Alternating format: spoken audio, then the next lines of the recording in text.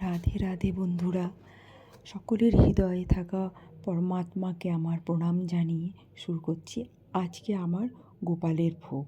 তো আজকে গোপালের ভোগে করেছিলাম ক্ষীর। তো দুধটাকে ভালো করে নেড়ে নেড়ে জাল দিয়ে দিয়ে ক্ষীর করে নিয়েছি। আর দিয়েছিলাম লুচি, আটা মেখে রেখেছিলাম, লুচি ভেজে তুলে নিলাম। তারপর দিয়েছিলাম আটার হালুয়া। তো আটার হালুয়া করার জন্য প্রথমে ঘিতে কাজু বাদাম আর কিশমিশ ভেজে তুলে নিয়েছি। তারপর সেই ঘিয়ের মধ্যে আটা দিয়ে খুব ভালো করে ভেজে নিয়েছি, আটার কাঁচা গন্ধ যাওয়া পর্যন্ত। তারপর সেই আটাতে দুধ আর কিশমিশ আর কাজু এবং মিশ্রি দিয়ে খুব ভালো করে অনবরত নেড়ে নেড়ে একদম ঘি ছাড়া পর্যন্ত রান্না করে নিয়েছি।